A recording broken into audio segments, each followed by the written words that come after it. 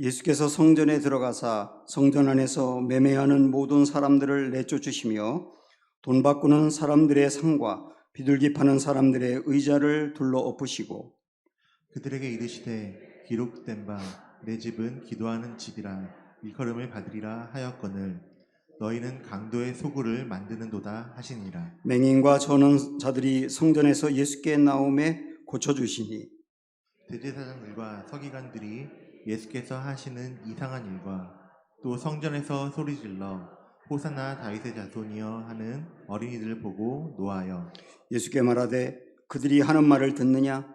예수께서 이르시되 그렇다.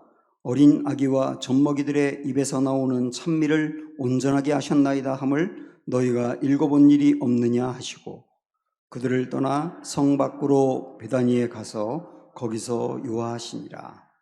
아멘.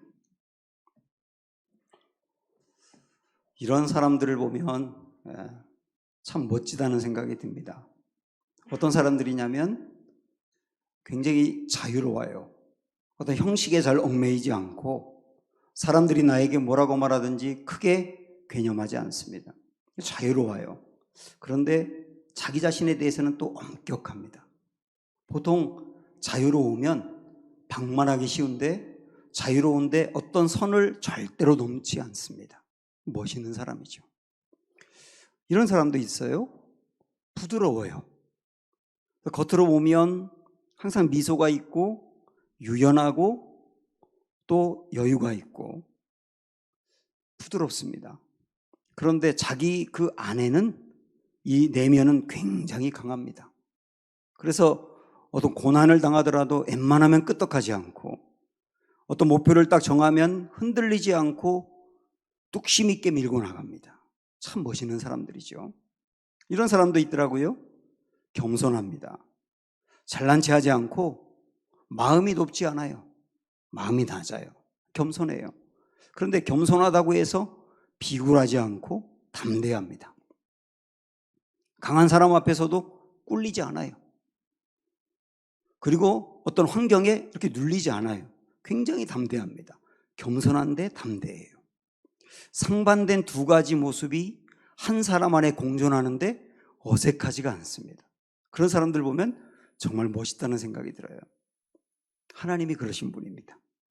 하나님 안에는 두 가지 상반된 모습이 다 있거든요. 대표적으로 우리 하나님은 공의로우면서 사랑이 많으신 분이세요. 사랑의 하나님이라고 하는 말은 은혜를 베풀고 용납하고 용서하고 인자하고 선하시고 이런 모습이죠. 그런데 그런 모습만 있는 것이 아니라 공의로우신 하나님이라서 죄를 지으면 죄에 대해서 징계하시고 그리고 심판하시는 분이세요. 진노하시는 분이세요. 어떤 사람들은 이렇게 질문합니다. 사랑의 하나님이신데 어떻게 심판하실 수 있나요? 심판 중에는 가장 강력한 심판은 지옥이거든요. 아니, 사랑의 하나님이신데 어떻게 사람들을 지옥으로 보낼 수 있나요? 그 하나님을 신뢰하지 못하겠어요. 이렇게 말하는 사람들이 있습니다. 그러면 한번 잘 생각을 해보십시오.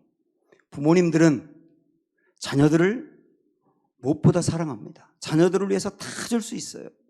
그런데 자녀들을 사랑한다고 해서 내 자녀들이 명백하게 잘못된 일을 범하는데도 그냥 놔둔다면 그건 사랑이 아니라 방치하는 거죠. 정말 사랑한다면 내 사랑하는 대상이 잘못된 길로 갈 때 공의를 통해서 꾸중하고 심판하고 징계하는 게 맞는 것이죠. 우리 하나님은 그러신 분이에요. 그래서 우리는 신앙생활을 하면서 하나님은 사랑의 하나님이시지만 동시에 공의의 하나님이시라는 것도 알고 있어야 합니다. 하나님은 심판하시고 지옥이 있다는 것도 꼭 알고 있어야 합니다. 그래야 심판하시고 지옥이 있다는 것을 알아야 우리가 불의한 일을 행하면서도 계속 행하지 않고 끊게 돼 있어요. 또한 다른 사람이 나에게 큰 아픔을 주고 잘못할 때 내가 복수하지 않고 심판하시는 하나님께 맡기게 돼 있습니다. 내가 복수하려고 하면 복수는 또 다른 복수를 낳아서 폭력의 악순환이 계속 반복되면서 엄청난 일들이 벌어질 수 있거든요. 그런 것들을 하나님께 맡기고 묵묵히 기다릴 수 있는 건 심판하시는 하나님을 믿기 때문이에요.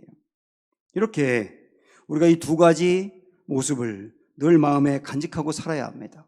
여러분이 하나님의 사랑이라는 것을 인정하시죠? 아시죠? 어떻게 알게 됐습니까? 성경을 통해서 알게 됐습니다. 성경에서 하나님은 사랑하신다는 걸 우리가 배웠거든요. 그러면 성경을 통하여 하나님의 사랑이라는 것을 알았다고 한다면 성경에서는 하나님이 심판하신다, 하나님이 징계하신다, 지옥이 있다, 똑같이 성경에서 말하고 있는 거예요. 그래서 성경을 통하여 하나님의 사랑을 알았다면 성경을 통하여 공의로우신 하나님도 알아야 된다는 거죠. 이 두 가지를 아는 게 건강한 신앙이에요. 오늘 우리는 이 말씀을 통하여 그런 하나님을 발견하게 됩니다. 예수님이 십자가에서 돌아가시기 며칠 전에 예루살렘 성으로 입성하신 내용이 나와 있어요. 사람들에게 소문이 퍼져서 우리 예수님이 누구냐? 예수님 그분은 우리가 기다리던 메시아일 거야. 그분이 우리의 왕이 되어서 우리를 건져낼 거야. 그러면서 예수님에 대한 기대가 충만해 있을 때였습니다. 게다가 6월절 기간이라 온갖 사람들이 거기에 다 모여 있었기 때문에 그 많은 사람들이 있을 때 예수님께서 예루살렘 성으로 입성을 하신 겁니다. 그런데 이상하게도 왕으로 입성을 하시면 흰말을 타고 올라가야 되는데 우리 예수님이 타신 것은 어린 낙이었어요. 그것을 통하여서 예수님은 왕이지만 일반 세상의 왕 같은 그런 왕이 아니라 겸손한 왕이라고 하는 것. 궁극적으로 앞으로 십자가에서 못 박혀 돌아가실 겸손한 왕이라고 하는 것을 보여준 증표가 어린 나귀를 타신 거거든요. 우리 예수님은 아주 겸손한 모습으로 예루살렘에 올라가신 겁니다. 그런데 예루살렘에 가셔서 그 다음에 곧바로 가신 곳이 어디냐면 성전이었습니다. 근데 성전에 가신 예수님은 나귀를 타고 올라가는 모습과는 전혀 다른 모습으로 보이십니다. 12절 보시면 예수께서 성전에 들어가사 성전 안에서 매매하는 모든 사람들을 내쫓으시며 돈 바꾸는 사람들의 상과 비둘기 파는 사람들의 의자를 둘러부시고 사람들을 내쫓고 막 상을 둘러엎는 굉장히 진노한 주님의 모습이 보입니다. 그렇게 겸손하게 낮아진 모습으로 올라가셨던 주님이 이번에는 아주 어마어마하게 분노하고 사나운 사자 같은 모습으로 보인단 말이에요. 이것을 우리는 성전 정화 사건이라고 말합니다. 이스라엘에서 6월절이라고 하는 절기는 가장 중요한 절기였습니다. 6월절은 여러분 아시는 것처럼 이스라엘 백성들이 애굽에서 종로로 타다가 10가지 재앙이 있었지 않습니까? 그 10가지 재앙이 있었을 때 마지막 10번째 재앙이 뭐였죠? 모든 애굽에 사는 사람들과 짐승들의 첫 번째 장자가 죽는 거였어요. 애굽에 사는 모든 사람들이 죽게 돼 있습니다. 그런데 하나님이 이스라엘 백성들의 집에는 양을 잡아가지고 그 양의 피를 문설주에 발라라. 발랐더니 각 집마다 다니며 장자를 죽이는 죽음의 사자가 피가 발라진 것을 보면서 이 집은 이미 사람이 죽었구나 하고 그 집을 건너갔거든요. 이 건너갔다는 말에서 6월이라는 말이 나왔고 그날을 기념하는 절기가 6월절이 된 겁니다. 6월절이 되면 대대로 이스라엘의 모든 사람들이 예루살렘으로 모입니다. 특별히 남자들은 의무적으로 모이게 돼 있어요. 외국에 살고 있는 사람들도 그 기간에는 예루살렘으로 왔습니다. 굉장히 많은 사람들이 모여 있었겠죠. 그런데 그 사람들이 성전에 들어가려면 성전 입장료를 받았습니다. 근데 보통 그들이 사용하던 화폐로 사용한 게 아니라 전통적으로 이스라엘 사람들이 쓰는 세겔이라고 하는 화폐로 입장료를 받았거든요. 그러다 보니까 그들이 사용하는 돈으로 세겔로 환전을 해야 되는 겁니다. 그 환전을 해가지고 반세겔을 내야 됐어요. 반세겔은 지금 돈으로 계산하면 대략 20만 원 정도 됩니다. 20만 원 정도 내고 성전으로 들어갔으니까 굉장히 비싼 돈이죠. 그런데 환전을 할 때 예를 들어서 10만 원을 돈을 바꾼다 그러면 10만 원을 다 돌려주는 게 아니라 2만 원이나 3만 원 정도의 수수료를 떼고 나머지를 주었다 그래요. 그 수수료를 성전의 제사장들이 챙긴 겁니다. 그러니까 얼마나 많은 사람들이 1년에 그 유월절 때 100만 명도 넘는 사람들이 모였다고 하니까 그 사람들로부터 거두어들인 돈이 천문학적인 것이죠. 주님이 그걸 보신 거예요. 그리고 유월절에 제사를 드려야 되는데 여러분 아시는 것처럼 보통 이때의 제사는 집에서 자기가 길렀던 양을 데리고 와서 그 양을 제물로 드리는 거였지 않습니까? 그런데 멀리 사는 사람들이 예루살렘까지 그 양을 데리고 올 수도 없고 외국에 사는 사람들은 더더욱 어려웠기 때문에 원래는 집에서 가져와야 되지만 그 사람들을 위해서 성전에서 제물용 양을 팔았습니다. 근데 이 가격이 얼마나 비싸냐면 기록에 보니까 보통 일반적으로 거래되던 양 가격보다 16배가 비쌌다 그래요. 그러니까 굉장히 비싸게 제물용 양을 팔고 그 차익을 제사장들이 챙긴 겁니다. 우리 주님이 그것도 보신 거예요. 원래는 집에서 양을 자기가 길렀던 것을 데리고 와야 되는데 데리고 오면 돈독에 올랐던 제사장들이 사람들이 집에서 가져온 양을 보면 이 양은 흠이 있어서 제물이 안 되겠다고 돌려보내는 겁니다. 물론 흠이 없어야 되거든요. 근데 흠이 없어도 있다고 해서 돌려보내니까 사람들이 또 집에 가서 양을 가져오는 게 너무 불편하니까 아예 이것이 나중에는 성전에서 제물용 그 양을 사는 관례로 다 바뀌어버린 거예요. 집에서 갖고 오는 사람은 없고 다 성전에서 사게 된 겁니다. 자, 이런 일들이 성전 안에서 벌어지고 있는 겁니다. 성전 안에서 제사장들에 의해서 벌어지고 있는 거예요.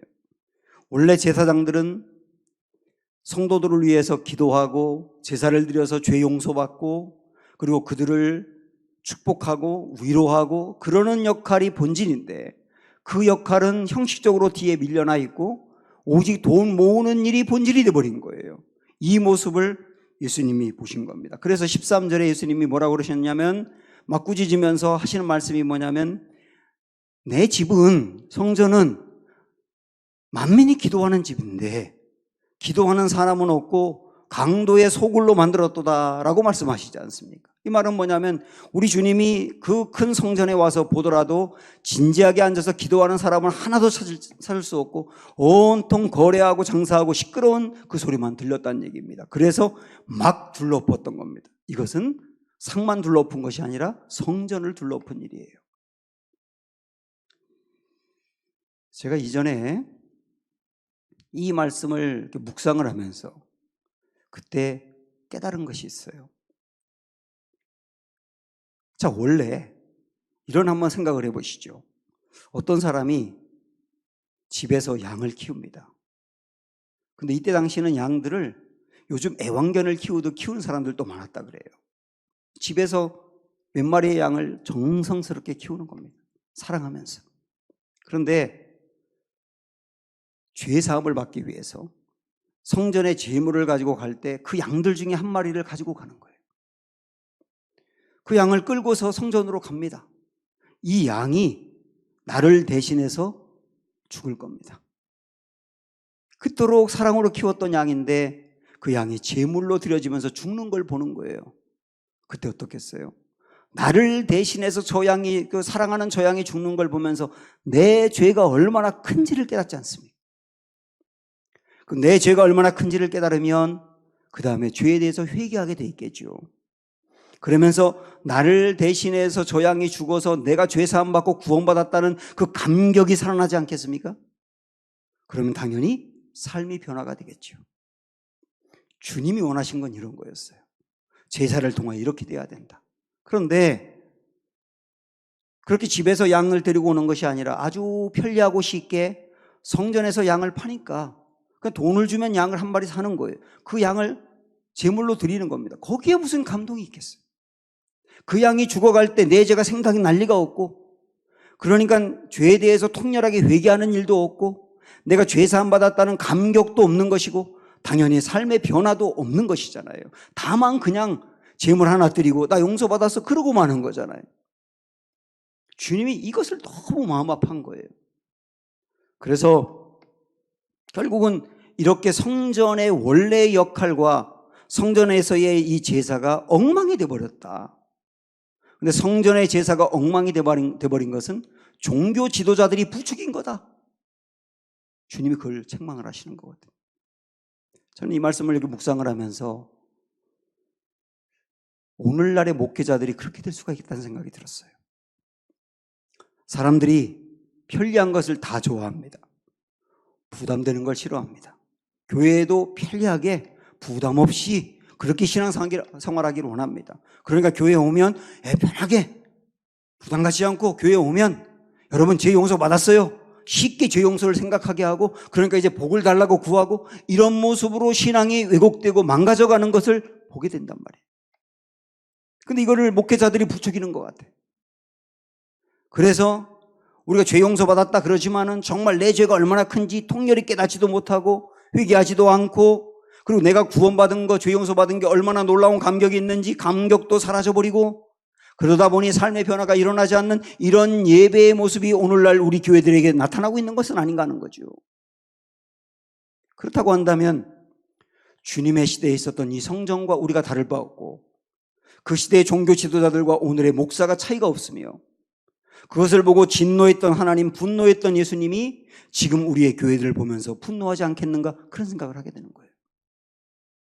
여러분, 편리함의 유혹에 무너지시면 안 됩니다. 목회자들은 교인들을 편리하게 한다고 하면서 교인을 모으려고 하는 그런 것을 버려야 되는 것이고 그러지 않은 목사가 되도록 여러분 기도하셔야 되고 여러분도 편리함에 빠져서 신앙의 열정과 역동성과 야성을 잃어버리지 않도록 기도하셔야 되는 거예요. 우리 예수님은 성전에 이렇게 세속화된 모습과 성전의 원래의 기능이 무너진 모습을 보면서 진노하시며 상을 둘러엎으셨거든요. 그런데 우리 주님이 상을 둘러엎으셨다는 것은 단지 성전이 이렇게 세속화되어 있는 것만을 보고 그러신 게 아니에요. 이거보다 더 중요한 의미가 있습니다.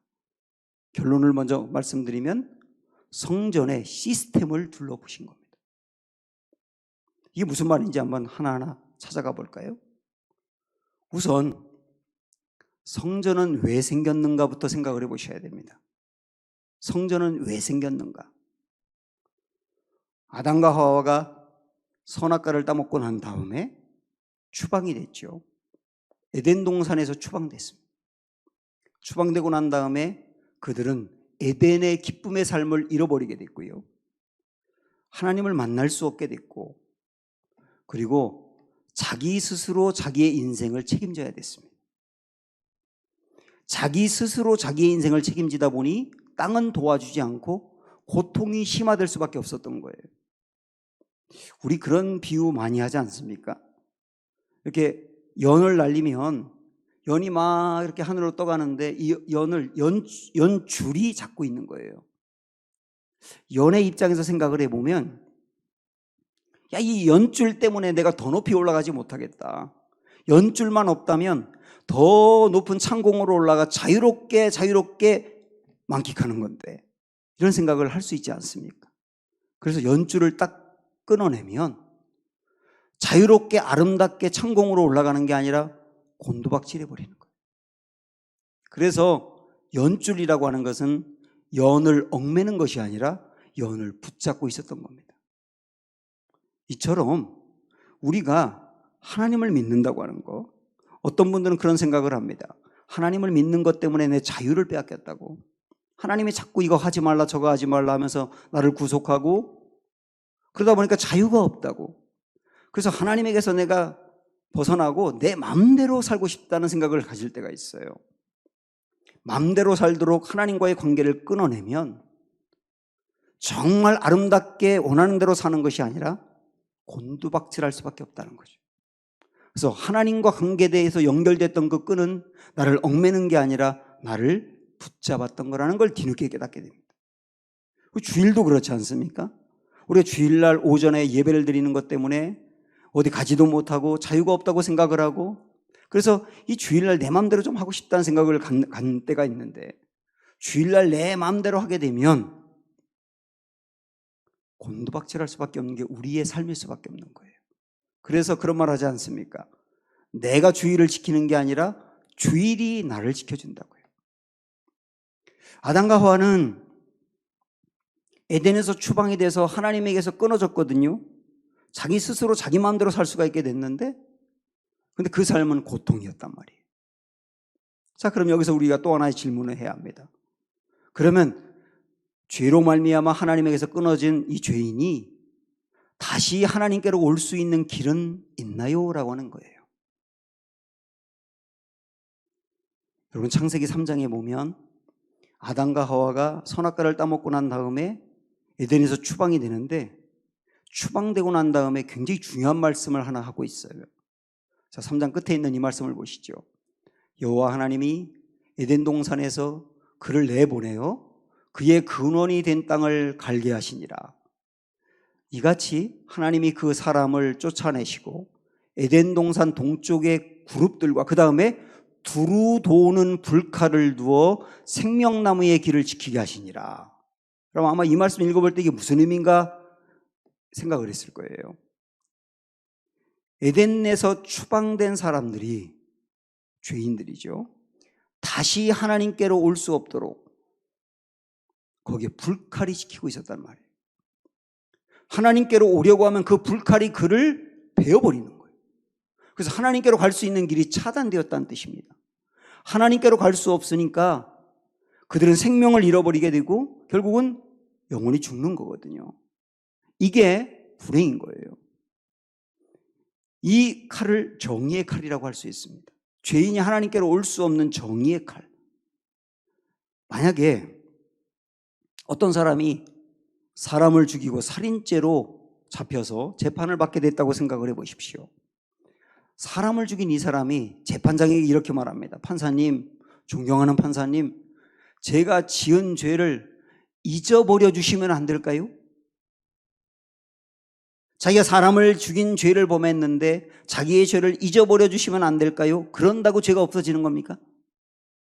요즘 우리나라 이슈가 되는 것 중에 하나가 학폭 문제 아닙니까? 초등학교 때, 중학교 때 잘 모르고 있는 그때에, 철없던 그때에 아이들을 괴롭혔던 일들이 지금 선수 생명을 끝나게 하고 있잖아요.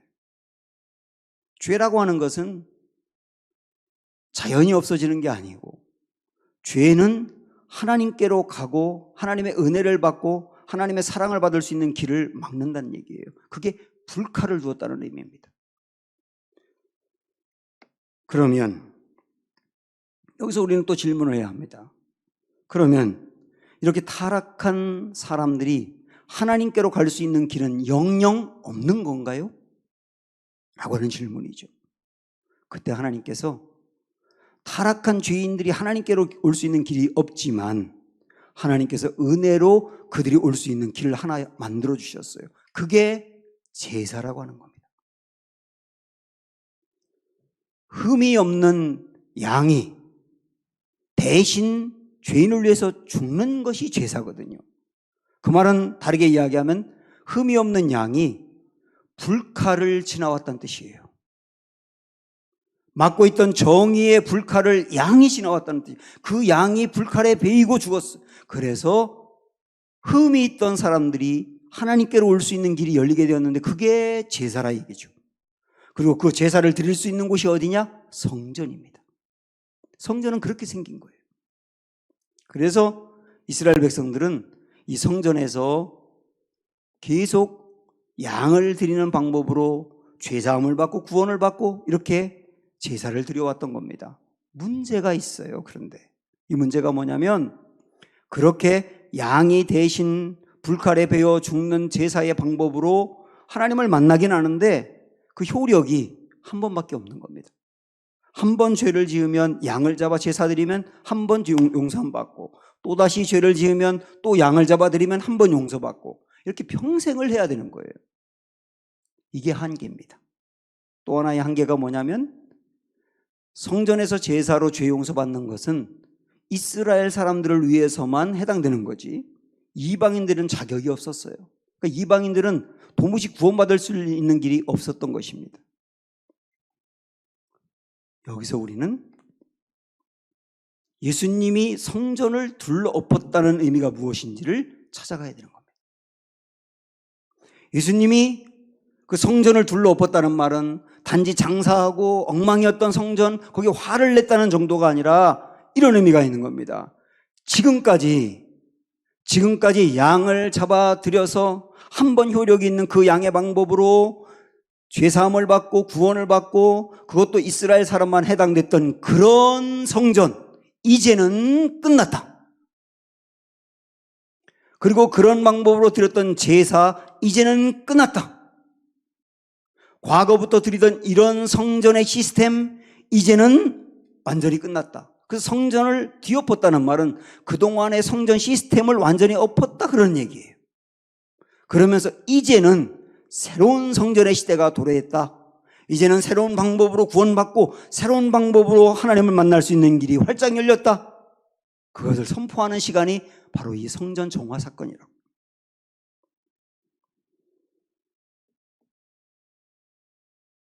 아까 죄인이 하나님께로 올 수 없는 것은 두루 도는 불칼 때문이라 그랬지 않습니까? 우리 예수님이 당신이 그 불칼을 지나가신 거예요.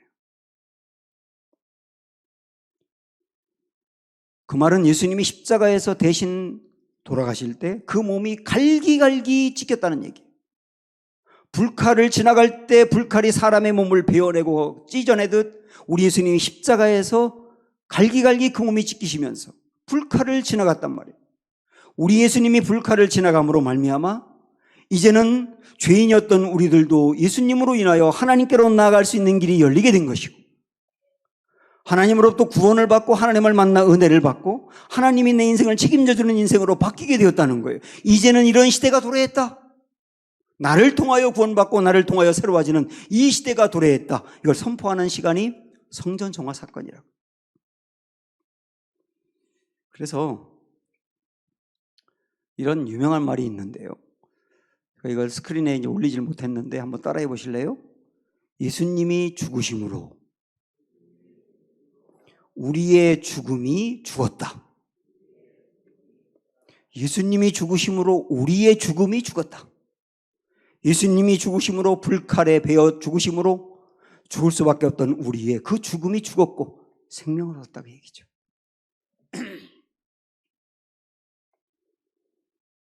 그래서 이제 우리는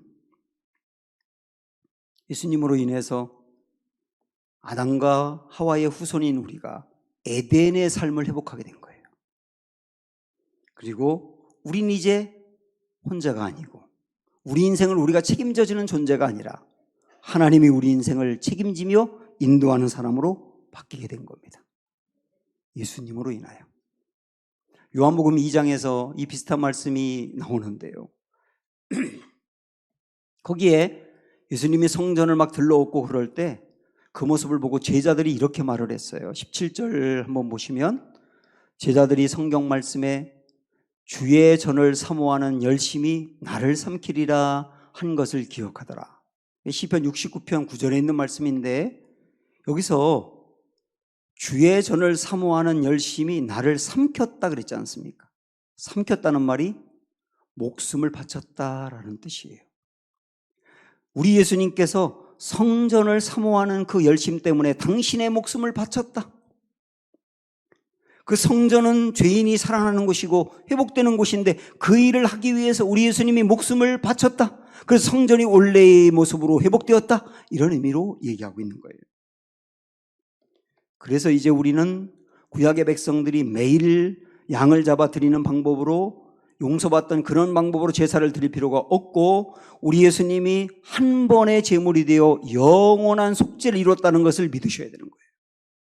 우리 예수님이 한 번 죽으심으로 그 한 번 죽으신 제물이 한 번 효력이 있는 게 아니라 영원한 효력이 있다는 거예요. 어떤 사람이 제게 세례교육할 때 이런 질문한 적이 있어요. 목사님, 예수님이 2000년 전에 돌아가셨는데 2000년 전에 돌아가신 예수님이 2000년 후에 살고 있는 나의 죄를 대속한다는 게 이해가 안 됩니다. 충분히 던질 수 있는 질문이죠. 2000년 전에 예수님이 돌아가셨지만은 예수님이 돌아가신 그 예수님의 목숨이 제물이 되어서 한 번의 제물이 영원한 속죄를 이루어서 예수님 이후에 태어나는 모든 세대들도 예수님의 그 피로 말미암아 누구나 구원받을 수 있는 길이 열리게 되었다는 의미가 있기 때문에 2000년 후에 살고 있는 우리의 죄를 대속하는 겁니다. 또한 구약에 전통적으로 드리던 성전의 제사는 이스라엘 사람들만 들어갈 수 있다고 그랬잖아요. 근데 우리 주님이 이것도 뒤엎으신 거예요. 그래서 누구나 와라 라고 하는 의미로 14절에 이 일을 하신 겁니다. 맹인과 저는 자들이 성전에서 예수께 나오매 고쳐주시니. 원래 구약의 백성들은 맹인이나 전원자나 이렇게 육신에 질병이 있고 장애가 있는 분들이지 않습니까? 이 육신에 장애가 있는 것을 부정한 사람이라고 봤어요. 부정한 사람이기 때문에 성전에 들어올 수가 없다고 그들을 막았습니다. 이게 말이 됩니까? 그들이 몸이 장애가 있어 불편한 것도 안타까운데 그래서 성전에 들어와서 제사를 드릴 수 없다니. 근데 구약의 백성들은 그렇게 해왔다고요. 우리 예수님은 일부러 이런 장애가 있는 사람들을 고쳐주심으로 말미암아 무엇을 보여주는 겁니까? 그것도 성전 안에서 고쳐주심으로 말미암아 여러분은 부정한 사람이 아니에요. 여러분은 단지 불편한 사람들이었지 부정한 사람이 아니에요. 그리고 성전은 어떤 곳이냐? 누구나 이런 사람들을 치유하여 회복시키는 곳이 성전이다. 거기에 이방인이든 유대인이든 제한이 없다. 어떤 장애가 있든 건강하든 상관이 없다. 누구나 다 이곳에 와서 그렇게 주님을 만나 새로워지는 것이 성전이다 말씀하신 거예요. 사랑하는 여러분, 지금도 마찬가지입니다. 지금도 우리 주님은 누구나 내게 오라, 병든 자도 오라, 죄 있는 자도 오라, 문제가 있는 자도 오라, 낙심 가운데 빠져 있는 자도 오라, 사람들로부터 손가락질 받는 사람도 내게 오라.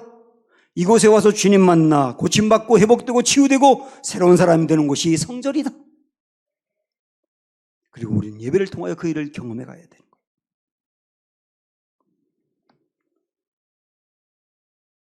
지금도 주님은 어느 누구든 내게 나오라고 우리를 부르십니다. 나 자신을 보면 형편없지요. 그래서 내 자신을 보면 하나님께로 나아갈 수 있는 길이 없어요. 그러나 나는 자격이 없지만 오직 주의 피로 말미암아 주님께로 나아갈 수 있게 되고 기도할 수 있게 되고 주님의 은혜를 받을 수 있게 되고 주님이 책임져 주는 인생이 될 수 있는 거예요. 예수님으로 말미암아 이 은혜를 여러분 누리셔야 되는 겁니다. 예수님이 이 성전 예루살렘에 올라갈 때 사람들이 호산나 다윗의 자손이요 하고 외쳤지 않습니까? 여기서 말하는 호산나라고 하는 말은 우리를 구원하소서라고 하는 뜻이에요. 우리를 구원하소서 다윗의 자손이요. 그런데 아이들이 이 이야기를 듣고 성전에 계신 예수님 앞에서 계속 호산나 호산나 외쳤던 것 같아요. 그때 유대교 지도자들이 그러지 말라고 혼을 냈지만 우리 예수님께서는 그들을 그냥 찬미하게 두어라 라고 말했어요. 이걸 통하여 결론을 내시는 겁니다. 우리 주님은 구원자다. 우리의 영혼만 구원하는 게 아니라 우리의 삶의 전반을 구원하시는 분이다. 우리의 몸도 구원하시는 분이며 정신도 구원하시는 분이며 우리의 삶도 관계도 모든 부분을 구원해내시고 새롭게 하시고 죽었던 일을 살려내는 게 구원자의 역할이다. 우리 주님은 지금도 그 일을 하고 계신다 라고 하는 걸 마음에 받아들이시며 여러분도 호산나 찬미하며 외치는 은혜가 있기를 주님의 이름으로 축원합니다. 주의 보좌로 나아갈 때 함께 찬양합니다.